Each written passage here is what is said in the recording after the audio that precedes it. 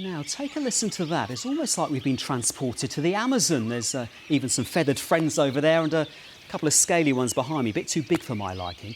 Many of us, of course, are fascinated with rainforests, and if we can't visit the tropics, the next best thing is the Berkshire attraction, the Living Rainforest. But as energy costs rise, it's getting harder for animal keepers there to pay the bills. Our reporter Alan Sinclair is there for us tonight. And, Alan, you've certainly dressed for the occasion.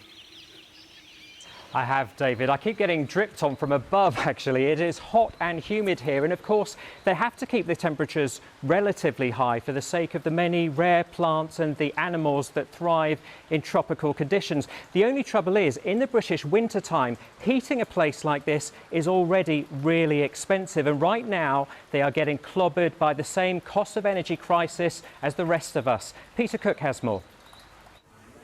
Many of us will have been faced with higher bills to heat our homes.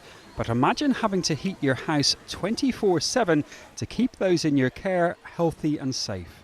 They can't survive in a cooler environment at all. They have very set temperatures, very controlled temperatures. If you just lowered those temperatures, some of the plants, yeah, they have a lot more tolerance, but the animals, they don't. 100,000 people a year come to see the centre's 850 species of animals and plants, and it says it needs their help. But I think the best thing is buy an animal adoption, come and visit us, and that would make a huge, huge difference for us. The site's electricity costs are currently running at over £9,000 a month.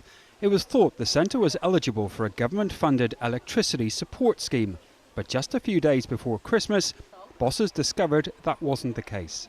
We are eligible, but the problem is that even though we have a certificate and it took us months to get our certificate of eligibility, it turns out that it doesn't matter because the government scheme isn't very generous.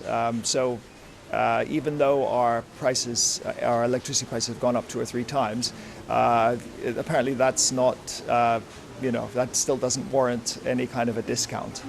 In a statement, the government said there's a price threshold for the scheme, which an organisation's energy bills would need to be at or above to receive the discount. The Living Rainforest Winter Energy Appeal is asking the local community to donate if they're able to protect the attraction's future and to avoid increasing its prices. Peter Cook, BBC.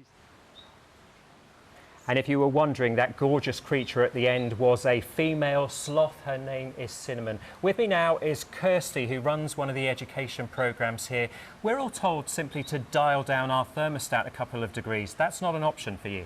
No, it's not. The species that we have here at the Living Rainforest, like the giant Vietnamese stick insect that Rex is holding here. That is a giant stick insect. Was only discovered in 2014 in the wild, are used to tropical conditions, which means temperatures of between 20 and 25 degrees, which obviously are much hotter than we experience here in the UK in the winter. So turning down the energy isn't an option for us because our species are adapted to tropical climates. So your bill's currently £9,000 every month, and this is a relatively small attraction.